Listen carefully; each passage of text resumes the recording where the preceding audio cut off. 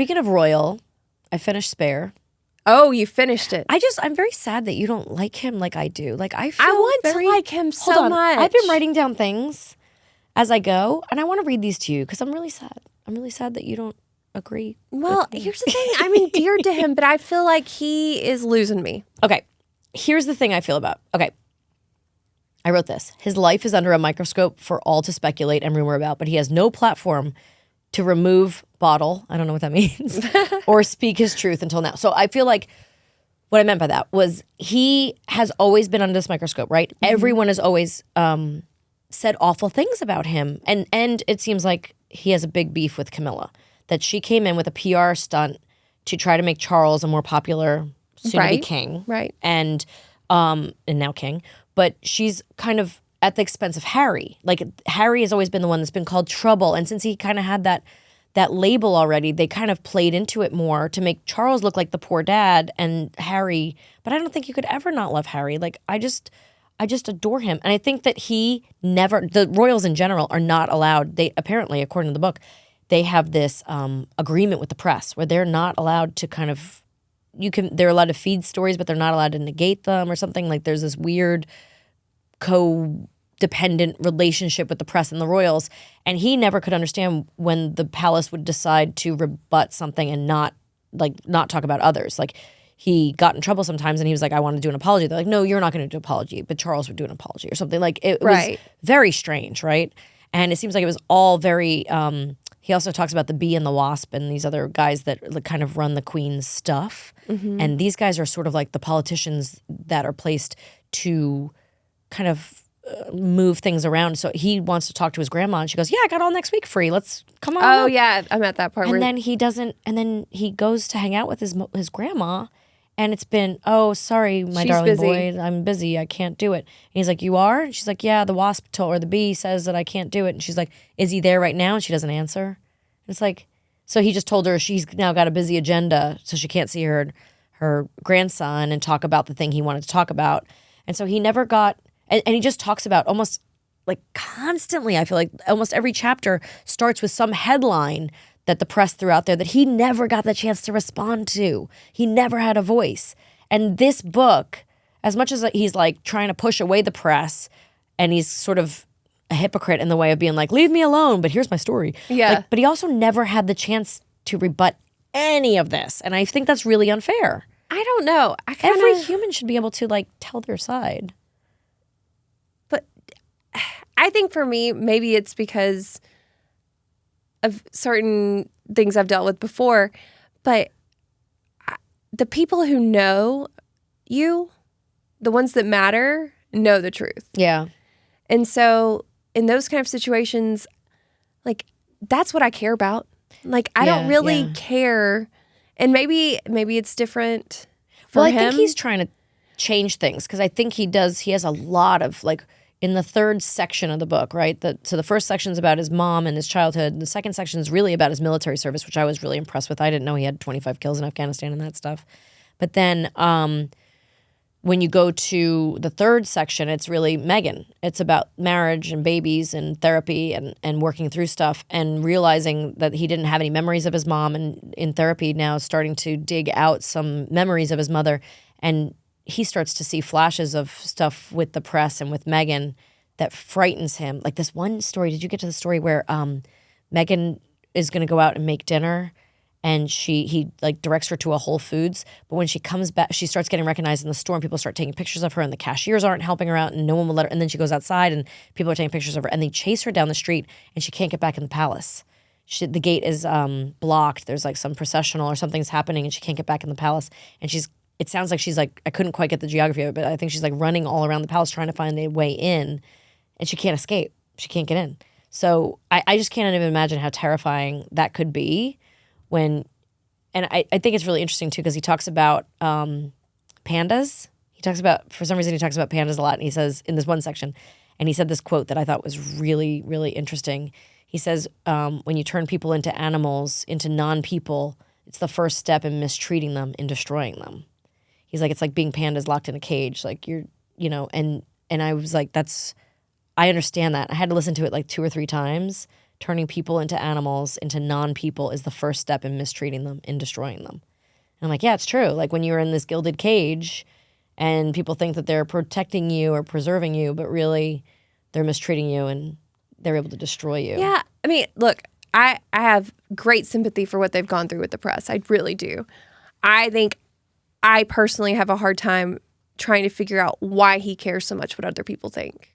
I think he just want to set the record straight. I honestly think they want to be, and here's the thing, he's got to make money. His dad and Will have the purse strings. Again, it's not straight because there are 3 sides to every story. Yeah. And so it is just adding, I think, to the noise. Well, he says very clearly in the beginning, this is my story. This is the way I remember it. I could be very wrong, but this is the way I remember it. But to me, that just says, this is my story. I might be lying to you. No, I think that says, because I feel that way. I wish I had started my book that way, because it's like, other people might have different memories of this, or there's, I remember a certain, I might remember a party, right? But I remember like my point of view of that party, or what that person said to me in that one moment that made me judge them or feel a certain way or want to leave the party. I just feel, but there's other things going on, but this is how I felt in the moment. Right. And there is a difference in your truth and the truth. And so you kind of have to like go, but all he wants to do is telling? Tell you this is the way I saw it. And I thought it was really interesting too. I hadn't thought of it like the Queen has the money, and then like there's royal money, and then Charles has the purse strings, and then Will gets to decide next. So like Will won't let him do charity work in Africa because he wants that to himself. He's like, you already get the military stuff. Like, I'm going to take the Africa stuff. And he feels very strongly about Botswana. And I'm like, I just feel like there's this whole thing. Charles and Camilla also did a whole thing where they wouldn't allow Will and Kate to outshine them when it came their turn to sort of get married and whatnot. They really didn't want them to outshine them. I think just there's so much more to this that we couldn't possibly understand. No, for sure. But I can see just even the little bit of celebrity that I feel like I've seen of being chased by paparazzi or having people misconstrue me in the press or just constantly taking sound bites out of context. I can see how easily it would be to be one of the most famous faces, especially when your mom's the most famous person in the world. Of course, yeah. To have so many stories about you out there, be so upset. See, and it seems I all he just think wants I'd is rather privacy. keep it to myself, and I think that's a personal preference. Well, what I was going to say was I think that they wrote the book because I'm sure he made millions on it. He doesn't have any money. Like they didn't. He was promised by his grandmother that he would be protected. That's all he cared about. He says, all I care about is being protected. I don't need the money from the royal family. I just need to be protected right now because we're the number one royals under attack in the world right now. And like more so than the Queen, more so than Charles, more so than Will. He and Meghan had the biggest target on them. And they can't afford their own. They pull the security out from under them. Literally, the security guards come to them and go, we have to leave. And he's like, I don't want to do it, but I have to leave. Like, we're not allowed to be here anymore. And they leave and they're left defenseless. They go stay at Tyler Perry's house, who promises them, like, I've got security there. You can go stay there for a while. And then they have to leave there as well, like 3 months later when the paparazzi figure out where they are. But in order to pay for it, how are you going to do that? He's like, he says he wasn't mad that they cut him off. He was mad that they never allowed him to create his own money. He has no way to make money. He's never been taught anything. They stripped him of his military titles, which was all he had before this. And now he's got nothing. So he's got a name. He's Prince Harry. So he can sell a book. He can go on Oprah. Well, I'm sure they got paid $5 million to be on Oprah, probably $20 million for the book, something like that, right? Something. Yeah. And a big portion of this book is going to charity. So I thought that was nice. I think I have a hard time feeling sympathy. Oh, I do. I feel so much sympathy. And here's the thing. It's not that I discount the struggle. I do. And trust me, security for my family is like, the number one thing. But if I can figure it out, I think he probably could. Yeah, but he's in his mid-30s and he was never given the opportunity to hold a job. But he was given the opportunity for everything. Is he going to go be a bagger at Publix? Like, I don't know what kind of job he's qualified for. He also has an education that rivals, he's literally royalty. He had the best education in the whole world. Well, did he? Yeah. I don't think he He's a pilot. He all did these with that. things. Yeah. He can do Queen Elizabeth much. Clearly says that she was not educated in any way except to be a pretty girl. And look, I'm not saying it is easy to make those transitions. I would never, ever, ever discount their hurt, their mental health struggles, any of that. I'm just saying my sympathy for we couldn't take care of ourselves is, you're staying I don't know. in all of these places for free for months at a time. I Well, think I that's the could thing. figure He's out how like- to make some money with a couple Well, weeks with away. your name. His wife in the has to most go back to work. expensive house in Southern California. But then people are judging Meghan for going back to work, and I'm like, well, if she's the one that can make money, then she should No, go back to I work. think go to work. I think do all of that. I don't.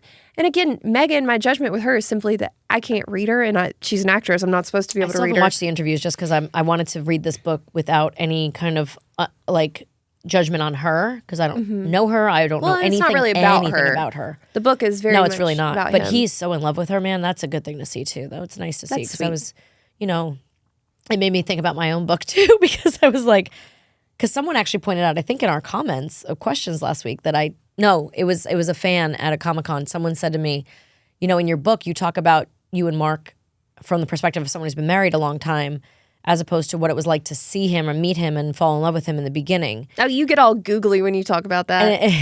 But I didn't in the book. Apparently, I kind of just jumped into it with the perspective of, yeah, we were going to be in love.